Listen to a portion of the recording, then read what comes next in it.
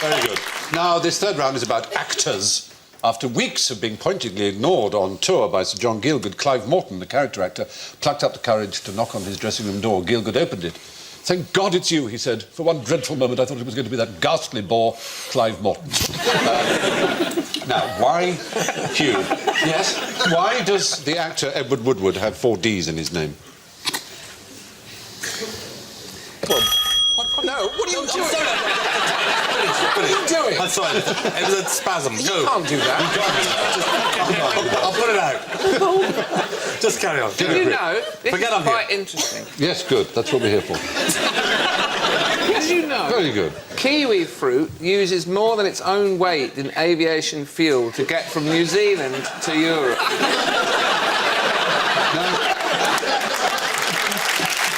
Very good. 5 points. Wonderful. Another 5 points. It sounds mad, but is it, of course, true, absolutely. And regarding Edward Woodward... Yes? That's how you spell Oh, it. no, let Hugh get it. No, really, that's fine. I was going to say exactly that it's got that many D's in it because that's his name.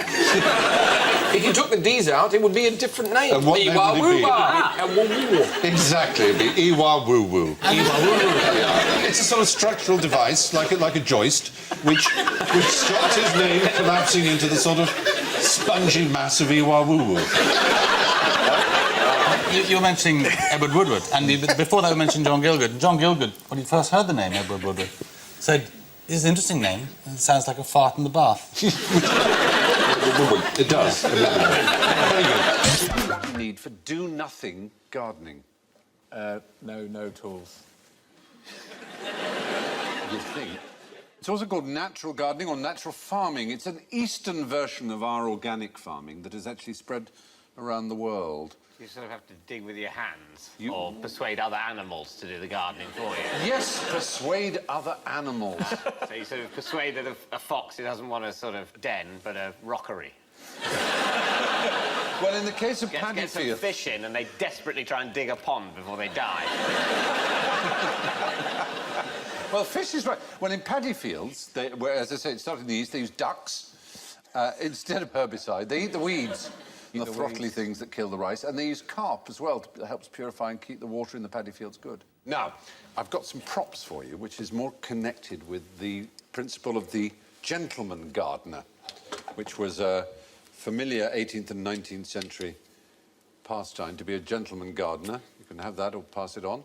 There you are, and on your side, you've got props. Isn't it exciting to have props? Physical, actual props. This one. There you are. I can see where we're going with this. Yeah. So who's going to go first? Everybody's been given fascinating devices, and I've been given a bottle with the top cut off. That was designed by George Stephenson of the rocket fame. Was it? The first locomotive, yeah. And it's to do with the garden. It is to do with the garden. He was a very keen gardener. What did he make most money out of? That or the train? I think the train was a bigger hit. Right. But he was a very keen gentleman gardener. I bet he was really tedious and wouldn't talk about the train in interviews and would insist on talking about his bloody... I feel you're In many ways, it's the work I'm proudest of. Yeah, but it's crap. It's just a bit of glass with no top. It would protect some You've got sunlight, I think, is an important Yes. factor here. The sunlight, because we've got glass. And what does glass do? It can magnify, Stephen, can't it? Yes, it can. Refraction with it, can't we? Yeah, Okay. or refraction. Refraction, whatever. Whatever, it doesn't matter. Let's not get bogged down in that. Yeah, quite. We're here to talk about gardening. I'm silly, I'm sorry. what's Oh, he hello. No, not... You found out... No, It's a saw. it is. It's for a gentleman gardener. It's got a concealed serrated blade. You won't get this through customs. I can hijack a plane with one of these.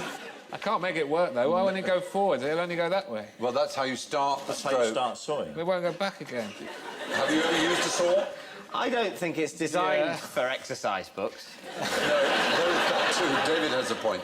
It's for the gentleman No! I want to saw something now. These belong. I just want to say... These have been lent to us by the Garden Museum. It works, it works. Oh, really? God! Oh, my God!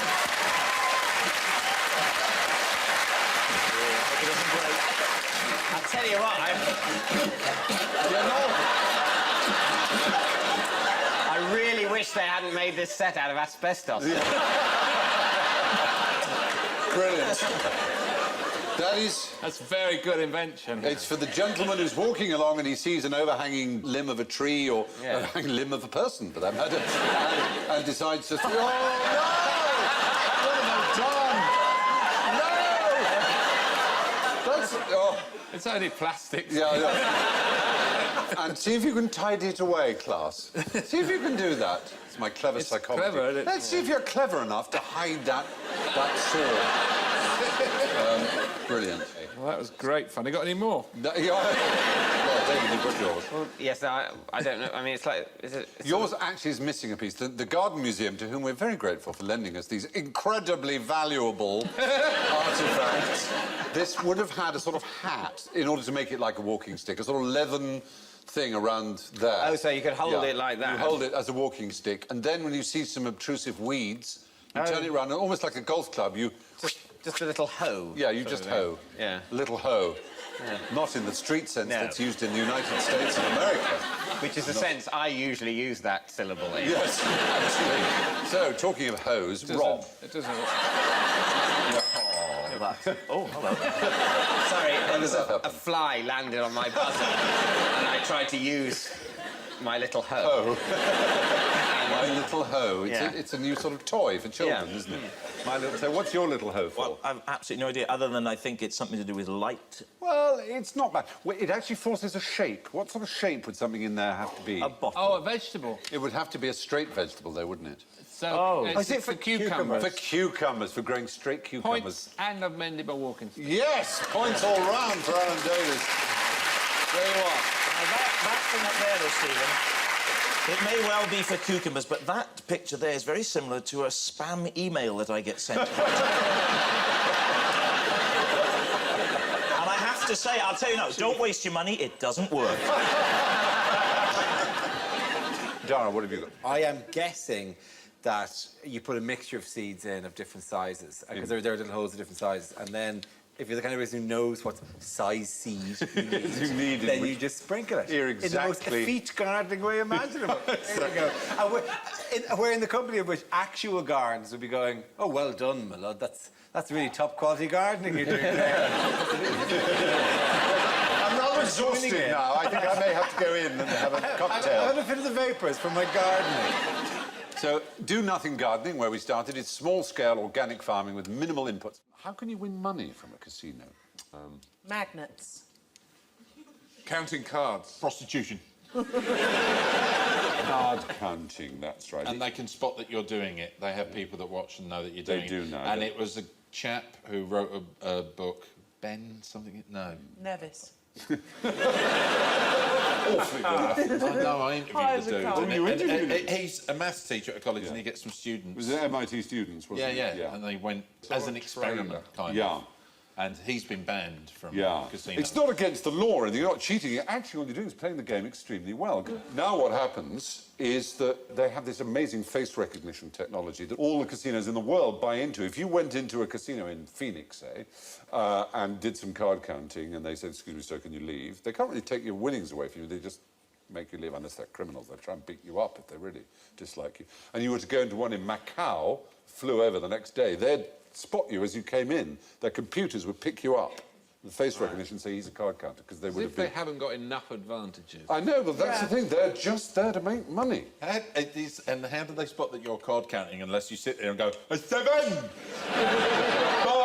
a jack, bust.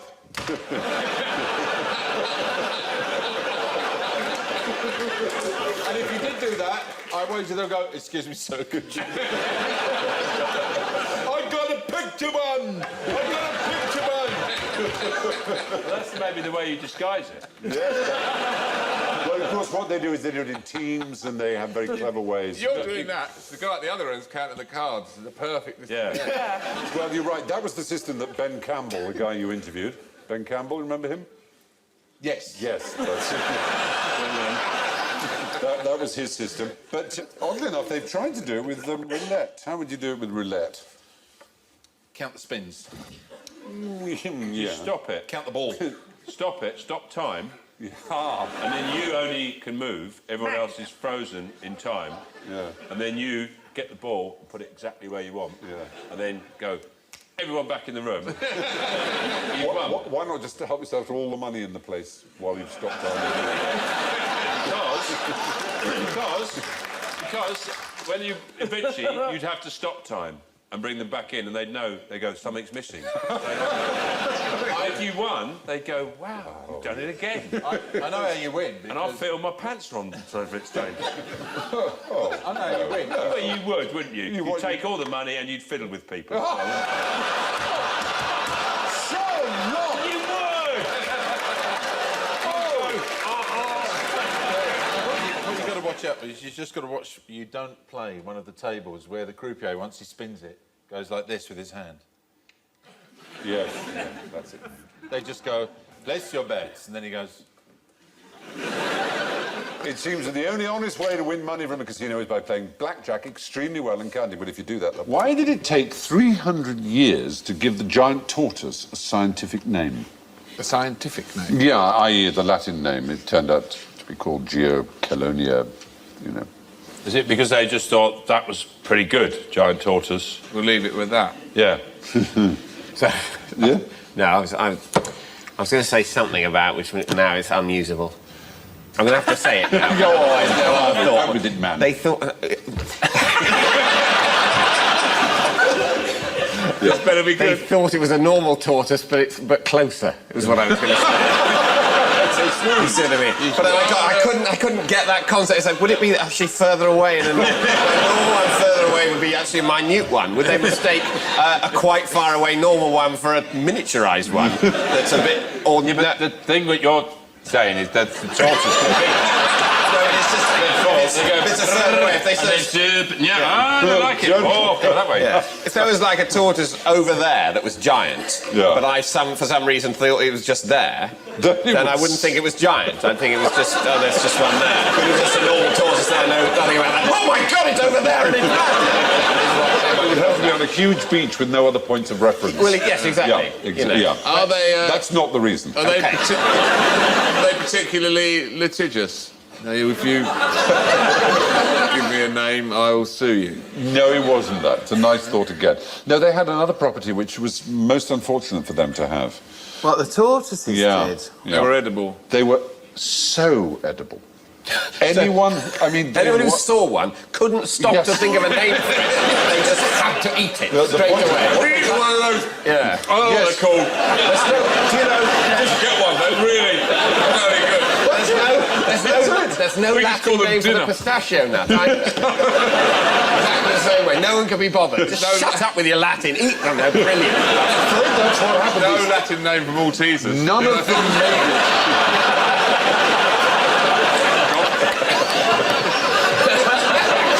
It's kind of true. None of them made it to London. None of them made it to Europe. Now this time, we're going to take it and we'll They take had- London Tuck stuff it. here. Leave it. No. However, Take it back. People getting up on the ferry coming into Dover. There's a bloke going. Leaving the door where the tortoise is dead.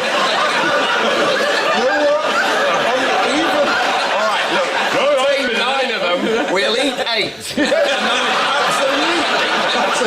And everyone's looking at it and going, come on. The seas become... The days on end, the seas become there's one tortoise left. Yeah. You know. Come on, sir. Come on, we'll go back. Let's just go back and get some more. Imagine the moment after they've eaten that last quarter. They're sitting there thinking, we are twats. Even on, I'm too full. even Darwin, on Darwin's last boat. There were dozens. There were He dozens. collected of- every species in the world Yeah. and ate that one. They had them all. They did. It's done all those, done all the butterflies, They- done all the beetles. I'm eating The that. only descriptions of them are comparing them to chicken, beef, mutton, and butter, and saying they're how much better they are than all of those things. No one who'd ever eaten tortoise had ever eaten anything better. Why are they not and the farmed? liver and the bone marrow, every part of it was unbelievably Whereabouts delicious. are they from? Well, from the tropics Are there mostly. flights over there? Let's hope They are now protected. All 12 They're species. that delicious, they can't be. Well, they just say, yeah, we're protected, and they're all in there, no need to look. Killed them. Yeah, they're fine. There's a border around them, like North Korea. Yeah. There's a big pile of shells, like those piles of tyres you see in a scrapyard. But there were some that survived, however, and let me tell you about a very extraordinary That one. bloke there, he's just befriending that one. Yeah, come over here, my pretty. I'm trying to think of a name for you. But they are amazing animals, apart from how delicious they are. Adwaita died in 2006, and he was Clive of India's pet. There he is. Oh, they're 200 years old or something. 255. He was born before Mozart, before the French Revolution, and his death was announced on CNN. I mean, that's a heck of a life, And isn't you it? can list his achievements on the back of a stamp. Well, why would he need to Well, his achieve principal that achievement achievement? is it wasn't He lived 255 years. People think probably the oldest living creature because they don't live so long out of captivity like most animals, and he was, well cared for. But that is a pretty astonishing. It is lifespan. quite. So it lived 255 years and is massive. I mean, I've achieved 50% of that. That's great. There are 12 species of them, all of them endangered. Well, They one. all taste nice. Well, I don't know, but it's very sad that they so many were other species were, basically wiped out just because they were so lovely. Not only that, they were also used as water stores. It sounds a weird thing, but they have a special kind of internal bladder that stores water so perfectly that it's drinkable.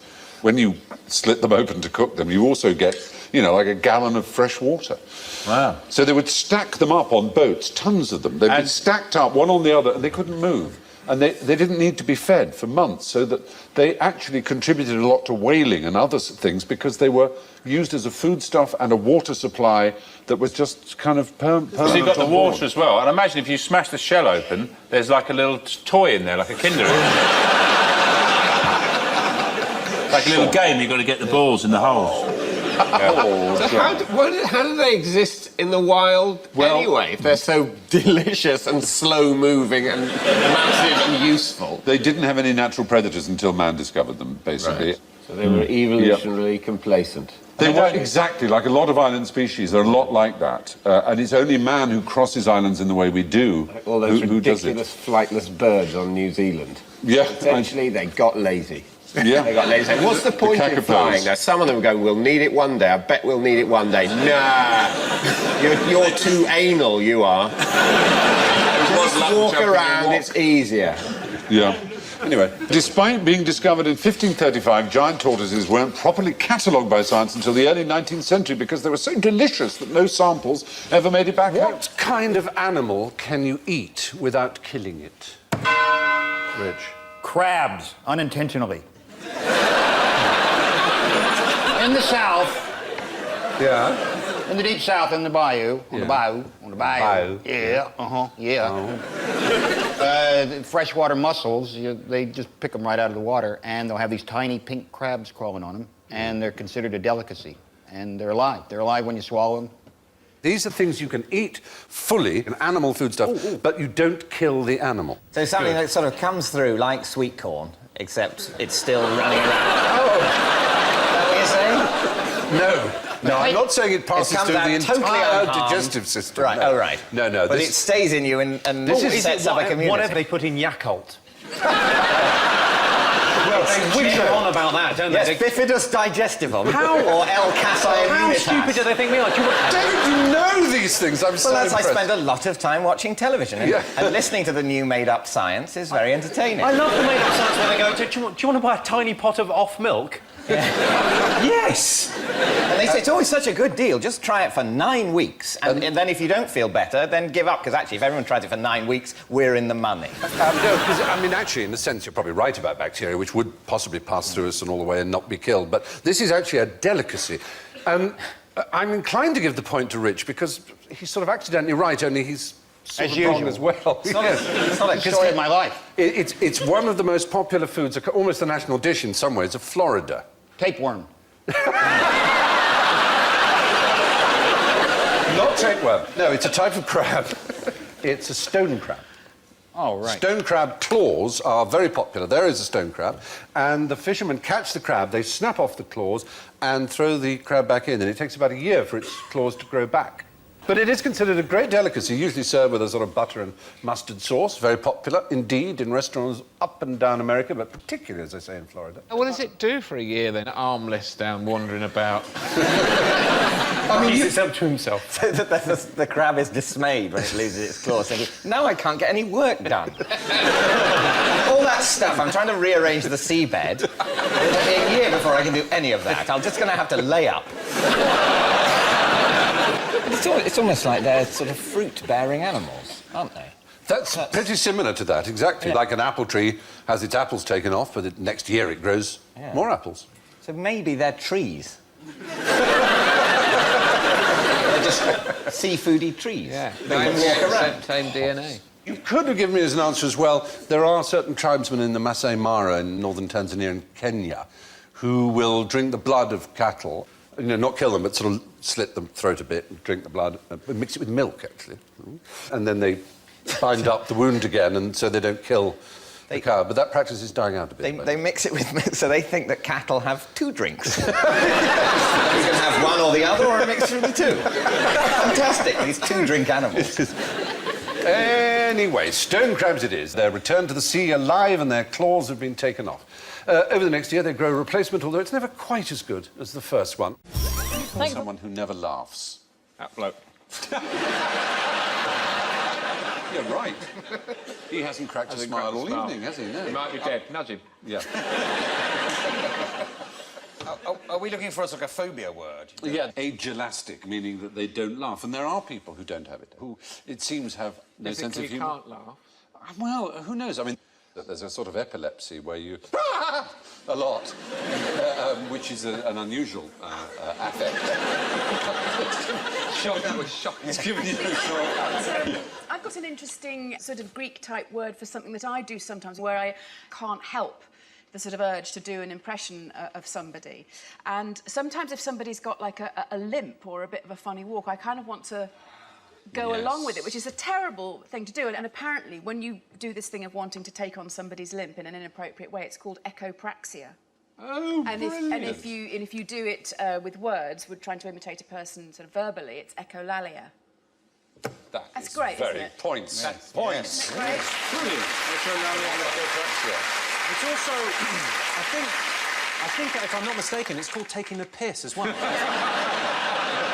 Yeah. Well, it almost defines being a human, doesn't it, laughter? Because animals don't laugh. Yeah. They don't have that capacity to sort of put the two things together. Very, and very do it. social as well. It's a very social sort Yes. of... People Yeah. tend not to laugh on their own. Like, even watching a show as hilarious as this. Yes. At home on your own, you won't laugh in the same way as the studio No. audience. It's why people often think it's sort of canned laughter rather than you are genuinely laughing at bits. Yeah. Well, they wouldn't if there were anybody here. But Yeah. Because there's that sort it's a very social thing. You're sort of Yes, you're showing right. someone else that you get the Yeah. thing and you understand. Absolutely, it is a communal thing. There are people in history who are said to be age-elastic, including Isaac Newton, who was supposed to have laughed once in his life.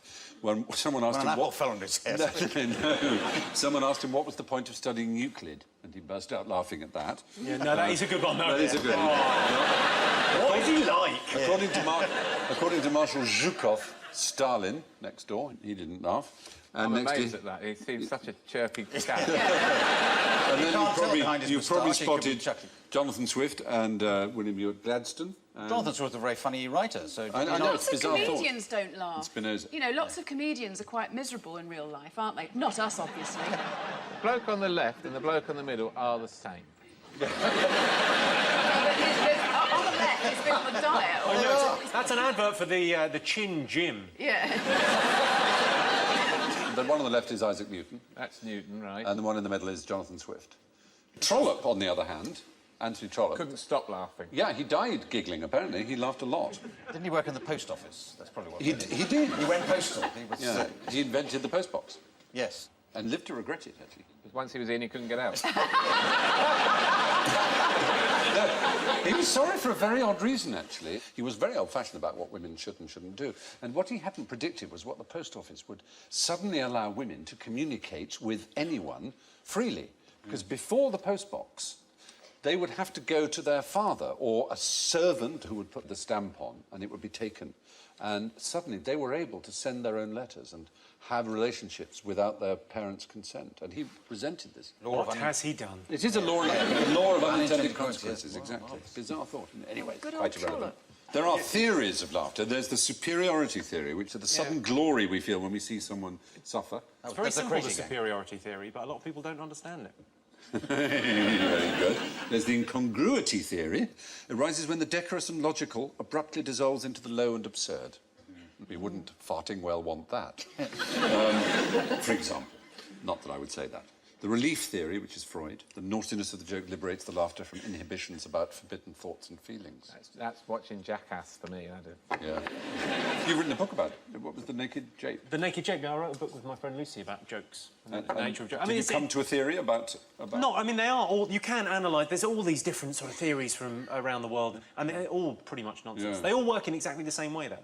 All jokes are sort of two stories. So the first story makes you make an assumption, and then the second story makes you realise that the assumption was... I like the one that the Englishman, a Scotsman and an Irishman go into a pub and the barman says, what is this, some kind of joke? A sort of a meta joke. Yeah. When I told them I wanted to be a comedian, they laughed. Well, they're not laughing now. That is... It's Monkhouse. Bob Monkhouse, yeah. That's a brilliant But it's hard when you're writing about comedy to make it funny as well. Were you trying to be funny as you went along, in the end, we just had to put a joke on every page, because some of it's a bit sort of more complicated. And there's a great quote about analysing jokes is like dissecting a frog. No one's that interested, and the frog dies. Yes. Pulling up the roots of a plant to look how it works. Yeah, and killing it as you do it, exactly. Anyway, agelasts are people who don't laugh at gags. Now, which popular game traditionally ends with all the players being thrown into a lake of fiery sulphur? Well, I hope it's show jumping. I hate show jumping. Oh, God. I'd have one of those after every jump. Before and after. Yeah. It's not show jumping, though. It would certainly liven it up. It sounds biblical. I don't think it's the humans, as it's pieces. Wouldn't it be pieces? Well, I'll tell you that it's a game that went dramatically out of fashion in 1972. Early 72, it was more popular than Monopoly. But by the end of 72, it had almost completely gone out of fashion because of a film. Mousetrap. Mousetrap. No, there is no film of Because of a Mousetrap. film. Is it Drafts? Remember that film? Drafts. The truth about drafts. No. Drafts makes you go bored. Don't play drafts. The film is not a game, there's a game in it. This game is played in it, and it's scary. Oh, is it a séance? Yeah, it is a séance using a Ouija board. OK. And what film has there a Ouija board? The Exorcist is the right answer. One of the truly great films of the 20th century. Is a Ouija board really a game? I don't remember ever seeing Ouija board scenes in a film and at the end going, right, who won? Not dead. Well, the odd thing about Ouija, it was a board, it still belongs to Parker Brothers. Get out! Yeah. Ouija is a proprietary name, it's a trademark. Is it We-Ya? Interesting point. That is some people's theory of the name of it is, yes, two words for yes, we, the French, and ya, the German, but no one's quite sure about where the name came from, except that it's a game that was invented. The board was invented and it was sold and people played it. I mean, it's weird to say that, but they enjoyed the fact that it nearly always works in as much as, you know, people spell out words and they don't quite know how they're doing it. It's clearly not dead people. Yeah. And in fact, it was not originally supposed to be dead people. It was supposed to be that you contacted yourselves, a part of yourselves that automatically wrote. It was not about seances. Dead people just joined in. This is good. This is the one for us. Even when recently asked, only a third of the people who still use Ouija boards say they do it to contact dead people.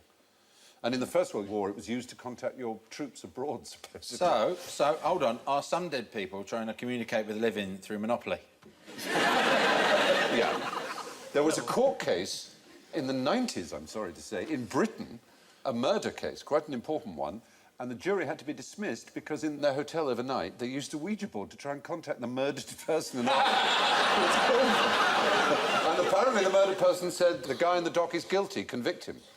And said, but the judge heard about it and dismissed the jury, quite rightly, you may say. But the awful thing was, if they'd done it in the jury room, the judge couldn't have dismissed them. Because the judge has no right in law To know what goes on in a jury room, the deliberations must be private. Unless he's dead. Yeah, that's really complicated. Was the guy guilty? Unfortunately, he was retried and found guilty, which sort of is really irritating.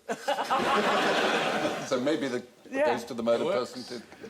Where's the competitive element? Suppose you just have a go. Yeah. Who are you trying to contact? Right, it's your turn. Yeah, exactly. Or you contact two dead people and then they box. And then they tell you how it went. Ghost boxing. Ghost boxing. Like Sky Sports do. Live ghost boxing from Auntie Vera's parlour. That's it, people in sheets. Yeah. The headless man, he's already down. It's just going like that. It's trying to punch him. Do you know there's an Elvis... Yeah. There we go. Go on. Hit me. Hit me.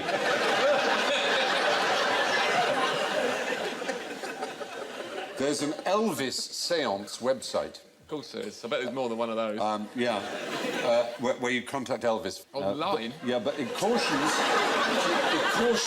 if you wish to repeat this experiment, please be considerate. Many people may wish to contact Elvis, and we're sure he's quite busy. Please treat this information... For eternity. Yes, please treat this information the same as you would if he were alive and you had his email address, with respect. It's a terrifying thought, isn't it? A sort of posthumous Twitter and things like that. That would be hell, I have to say. You just thought of that. Yeah. You're in it up to your neck. Oh, God. Horrifying. But the reference in the Bible to the fiery lake or whatever is from Revelations, where it does say those who practice the magic arts will be cast into burning sulphur. So, How about balloon animals? the punishment for people who do balloon animals is not specified in Revelation. You're off. I think it's loneliness, the punishment for them. Yeah. I think it's long nights, sitting alone. So, yeah, in my youth, games which conjured up the spirits of the dead were a popular gift for children. It's a weird thought. If they didn't like it, they could go to hell. Which war killed the highest proportion of British soldiers? The American War of Independence. Good guess. Yeah. English Civil War. The English Civil War is the correct answer. Because everybody killed in the English Civil War was British. Well, that's absolutely right. So they must be. Plus, it was an exceptionally bloody conflict very anyway. violent. And the population of the country was quite small. And all anybody knows about it is the hairstyles. All anybody says, oh, it's Roundheads and Cavaliers. And you think, yeah, that's it, really. One lot looks like the Grumbleweeds, the other lot like Lawrence Llewellyn Bowen, so it all kicks off. That man's got a wooden leg and riding side saddle. Apparently, 90% of Britons cannot name a single battle of the English Civil War. 80% do not know which English king was executed by Parliament. And 67% of schoolchildren have never heard of Oliver Cromwell. Good. As a royalist, do you think his name should be buried? No, he's a dreadful man. He was a truly, truly horrible, one of the most horrible people ever to have walked the land. But you wouldn't know that if you didn't know about He it. did terrible damage being a Puritan. He wrecked all our beautiful churches because he ripped away all the iconography and graven images and replaced them with the giant thermometers that you can still see to this day. So how many British people died in the Civil War, then? 85,000 on the battlefield, another 100,000 dying of their wounds afterwards. People who really suffered were the Irish, of whom it's estimated half the population were decimated by the great Cromwell. And it's an example, a friend told me, who works at the Foreign Office, that dear Robin Cook, when the Labour Party came to power, and we're going to be all ethical, we're going to be all good, they took down some picture in the Foreign Office of a Nepalese prince because they thought it was all imperialist, which deeply offended the Nepalese government. And they put up this big portrait of Cromwell, you know, Republican, you know, sort of lefty figure. And the first meeting they had was with the Irish government. It took one look, and it was like showing Eichmann to the Israeli ambassador. In the 7 years between 1642 and 1649, in the period known as the English Civil War, a staggering 1 in 10 of the adult male population died. Who built Britain's railways? Look out! Look out! There's... Oh, Jesus! I say. By the way, I have my own train here. Look at that. There. Isn't that fun? And I I have sweets which I can load on and deliver to any particularly interesting answers this evening. So there's an extra incentive. However, This is turning into my perfect house.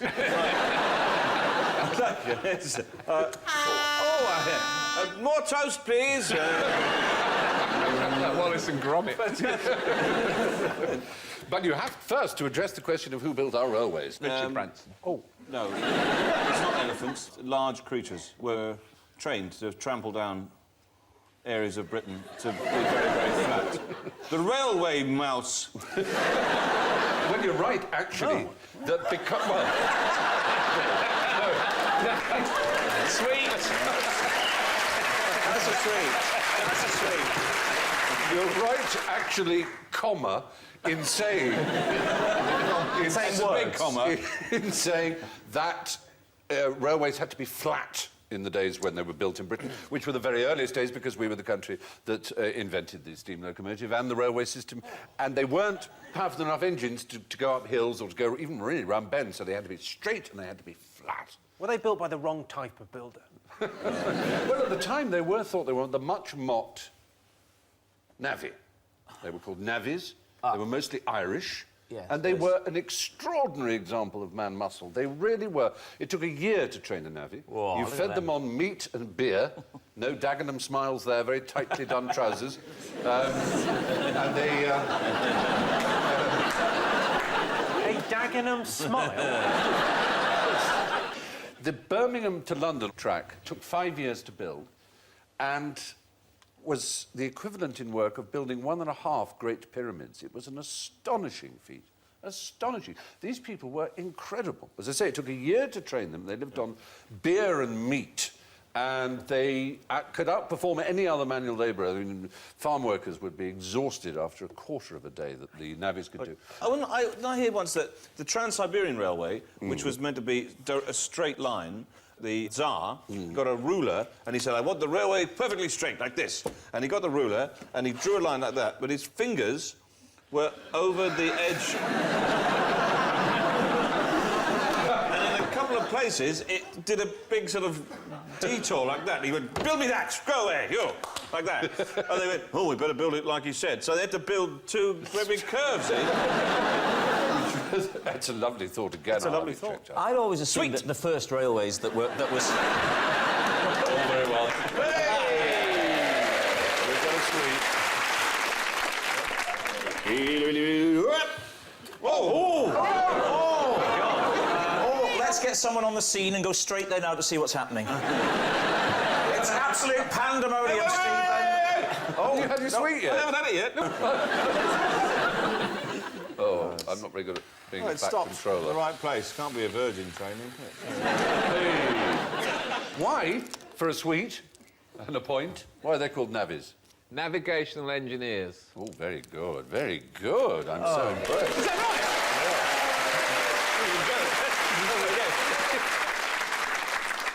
right? They were responsible for digging what were called the internal navigation system, which was the canals.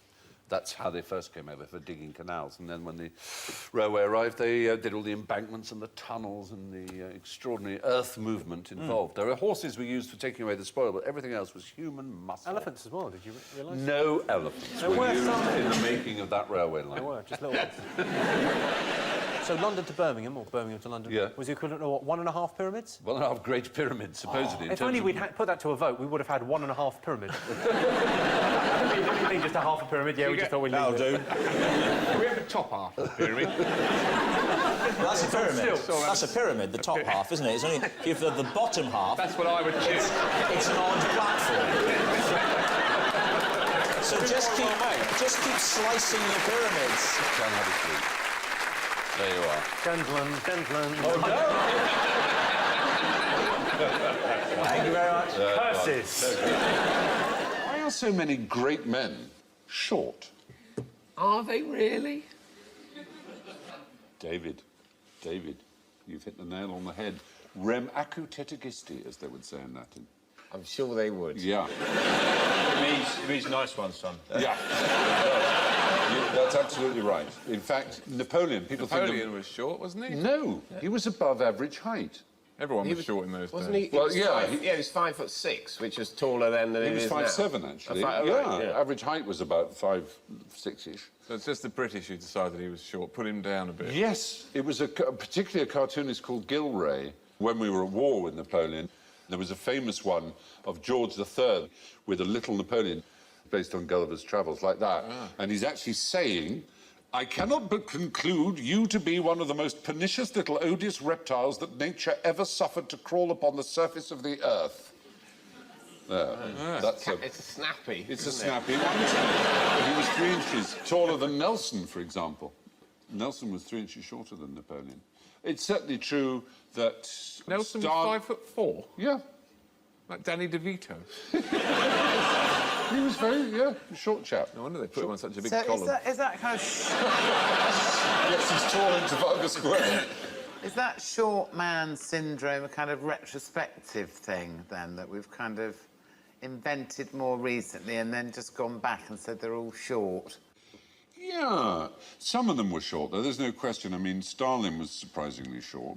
He was only 5'5". Mussolini was 5'6". Franco was 5'4". 5'4"? Yeah. They are all short, Steve. Well, no. He hit the 5'8". Idi Amin was 6'4". Yeah, big That's fella. my height. Fidel Castro, 6'1". Mao was 5'9", which is rather tall for a Chinese person. So... But mostly they're not judged on their height, are they? No. They're not. They're not. But all I'm... We'll let that go. Yeah. All I'm saying, there seems to be historically no evidence that short people are more power-hungry, more tyrannical than people of average or tall stature. Because you know what it came about, though, because it's just that one... It's probably the one thing that short people have got to cling on to. One day they might be a dictator. Well, and we've just taken that away from them. All a little hope. All this not being able to reach things from shells, one day will be made up for when I kill millions of people. And I can stand on their bodies. Reach the jam. Everybody knows somebody short in their life who's been particularly angry and abused his position of authority. And then you decide he's a bit like Hitler. That's the point. You notice when a short man has a tantrum Yeah. and says, oh, short man, Napoleon complex. Even Tall though- man has a tantrum, you just leg it. Exactly. I have to say, I'm rather shocked by this. Heightism does exist. Short people are paid less on average than tall people. The disparity is comparable in magnitude to race and gender. A survey of Fortune 500 They companies... should rise up. Yeah. Hey. The chief executive officers of Fortune 500 companies, 90% are above average height, which is astounding, really. And 30% of those are over 6'2". They're the tallest 4%. Every now and again, a little short fella breaks through. Yeah. Oh, stop. Escapes, gets away. Yeah, yeah. But it Look is... at me! It is rather shocking that there is this disparity. And, of course, we always notice the powerful, short, rich man with a young, tall wife is... Billionaire Bernie She's Ecclestone. actually... I've seen her with him. She's actually much taller than that, above him. Yeah, she's bending her knee there. Yeah. I mean, he has to jump up to slap her on the bum. He could run through her legs. And who's the couple on the left? That's Carla Bruni and... Sarkozy. Sarkozy. But at least the women have both got handbags that their husbands can fit in, which No, there isn't really any evidence that dictators are shorter than the rest of us. The Napoleon complex is...